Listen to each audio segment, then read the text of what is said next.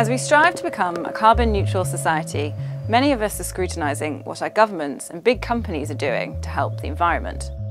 But we can all still play our own part to keep emissions low.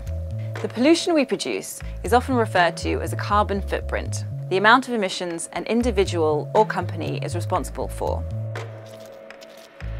Generally, your footprint encompasses your direct energy consumption, such as through power used in the home or fuel to drive a car, and indirect consumption, for example, through the energy used to create items we buy and use, such as clothing.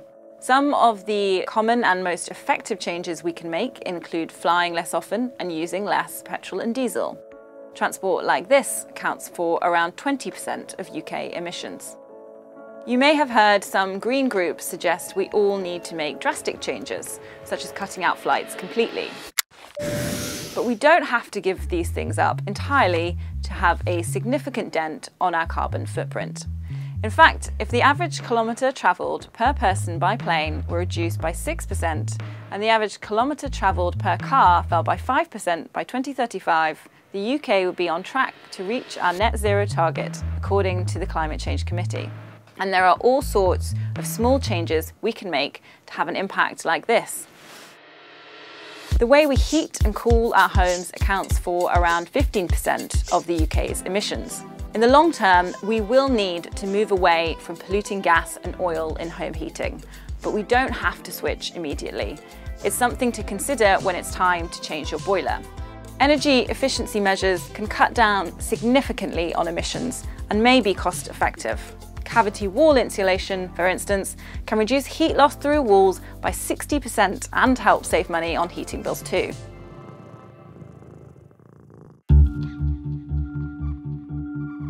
Meat has emerged as one of the biggest enemies of the green movement, with some of its most high-profile campaigners encouraging the world to go vegan.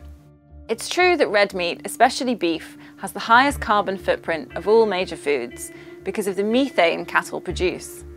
But, like driving and flying, we only need to cut back a little bit to make a significant difference.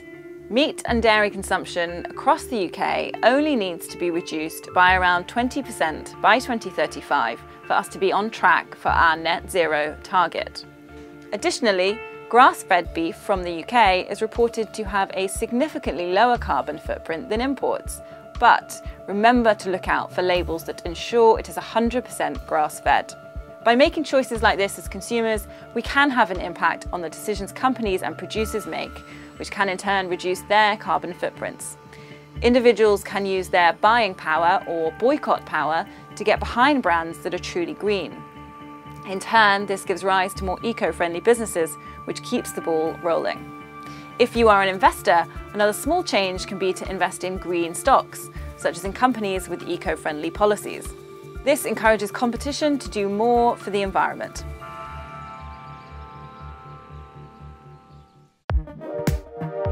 Recycling is often assumed to be the solution to packaging pollution, but we should really focus on reducing and reusing.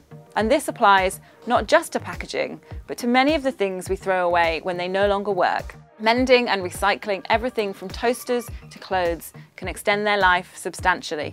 That could also mean making more careful choices about what we buy so that we hang on to things for longer rather than throw them away after a few months. To put that into perspective, if each person cut down the amount they sent to landfill by 37% by 2035, this would keep the country on track to hit net zero in 2050. Another important contributor to carbon emissions is food waste. According to the Food and Agriculture Organization of the UN, if food waste were a country, it would be the third highest emitter of greenhouse gases. In fact, if the entire planet stopped wasting food altogether, we'd eliminate 8% of the world's total emissions. Much of this waste occurs in the supply chains of supermarkets or restaurants, which consumers never see. But households are estimated to be responsible for 53% of all food waste in Europe. While some changes might seem too much of a personal sacrifice, there are plenty we can make that won't alter our lives dramatically or may even save us money and improve our quality of life.